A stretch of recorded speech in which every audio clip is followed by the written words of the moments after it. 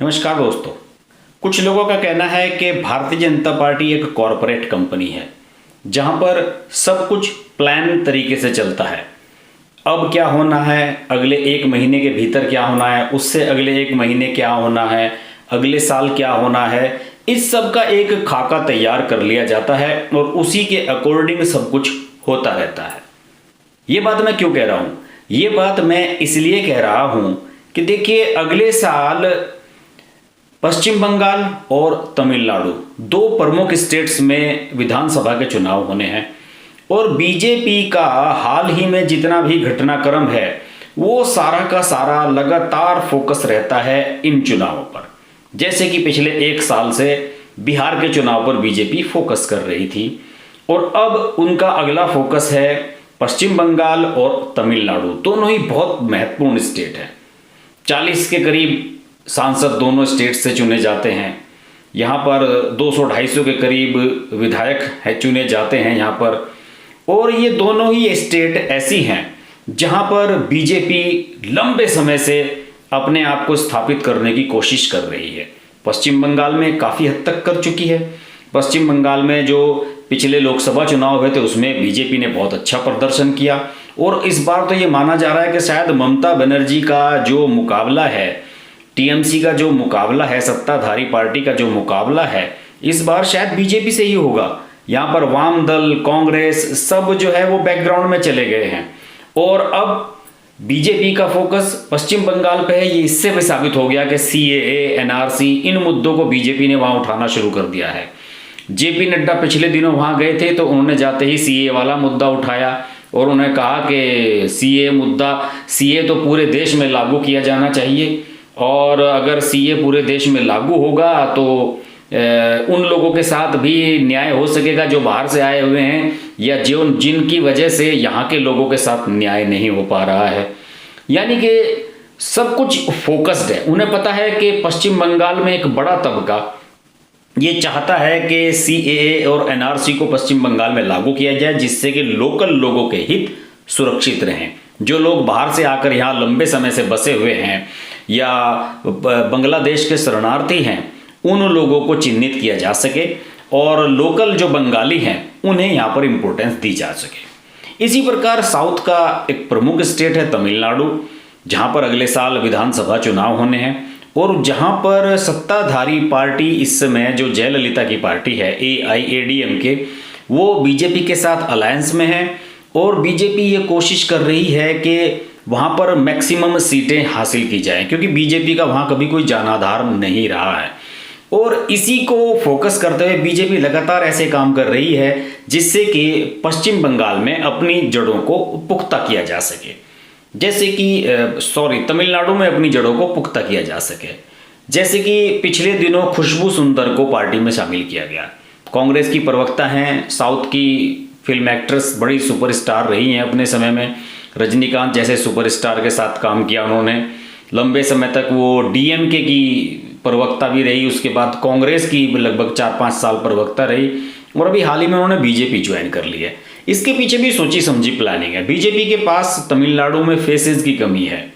कभी वेंकैया नायडू हुआ करते थे, साउथ का चेहरा ले देकर बीजेपी के पास वेंकैया नायडू अब उपराष्ट्रपति हैं, बुजुर्ग हो चुके हैं। कोई नया चेहरा ऐसा सामने नहीं आया है बीजेपी के पास तमिलनाडु में जिससे कि वो अपना एक फेस प्रोजेक्ट कर सके।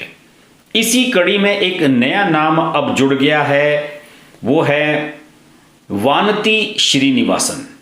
वानती श्रीनिवासन को जेपी नड्डा ने महिला मोर्चे की अध्यक्ष नियुक्त किया है और ये एक सरप्राइजिंग, एक चौंकाने वाला एक डिसीजन माना जा रहा है।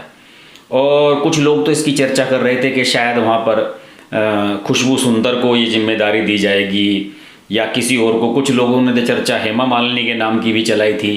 लेकिन बीजेपी में जो भी प्लानिंग होती है वो अमित शाह और नरेंद्र मोदी करते हैं और इनकी प्लानिंग ये है कि अगले साल के विधानसभा चुनाव से पहले बीजेपी तमिलनाडु में ये मैसेज दे दे कि हम तमिलनाडु के लोकल लोगों की वैल्यू कर रहे हैं और इसलिए लोकल लोगों को हम फोकस कर रहे हैं। देखिए, मेरे ख्याल में ये पहली नेता हैं वहाँ की, तमिलनाडु की, जिन्हें कि ये कार्यभार सौंपा जा चुका है।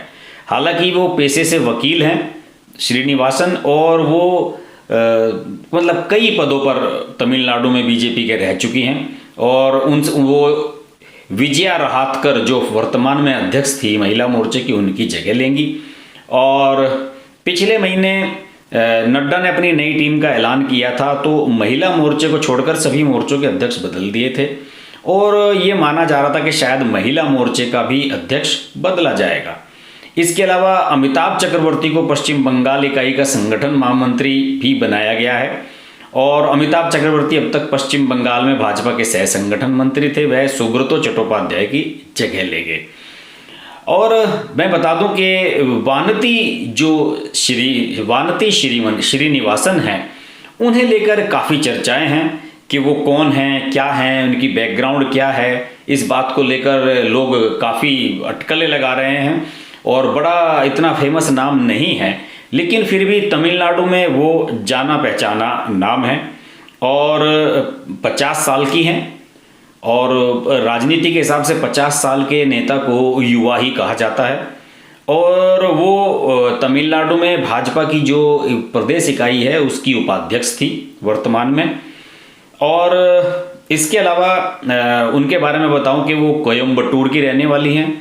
उनके पति श्रीनिवासन मद्रास हाई कोर्ट के जाने माने वकील हैं, और मद्रास हाई कोर्ट में केंद्र सरकार के असिस्टेंट सॉलिसिटर जनरल भी रह चुके हैं। अटल बिहारी वाजपेयी की जो सरकार थी उसमें वे नेशनल यूथ कमीशन के मेंबर थे, और विश्व हिंदू परिषद के प्रदेश मंत्री रह चुके हैं। और इस प्रकार ये माना जा रहा है कि वानती श्रीनिवासन का जो परिवार है वो संघ के काफ़ी नज़दीकी हैं। वो खुद भी, अगर वानती की बात करूं, जैसे कि मैंने आपको पहले बताया, वो खुद भी पेशे से वकील हैं। 1987 में वह तमिलनाडु में अखिल भारतीय विद्यार्थी परिषद की स्टेट जॉइंट सेक्रेटरी थी, यानी कि आप समझ लीजिए कितने पुराने समय से जुड़ी हुई हैं, और अब जाकर उन्हें उनके कार्य का और उनकी एक्टिविटीज़ का इनाम मिला है। और मुख्य धारा की राजनीति करने की उन्होंने शुरुआत की। 2004 से 2009 के बीच महिला मोर्चे की प्रदेश महासचिव रही, और इस वक्त भाजपा की तमिलनाडु इकाई की प्रदेश उपाध्यक्ष है।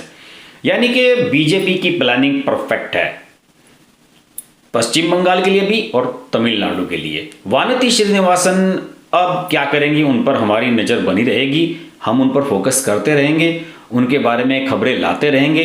देखते रहिए हर्ष की बात लाइव। नमस्कार। अगर आपको हमारी वीडियो पसंद आई तो वीडियो को लाइक करें, चैनल को सब्सक्राइब करें, और नोटिफिकेशंस के लिए बेल आइकन को प्रेस करें।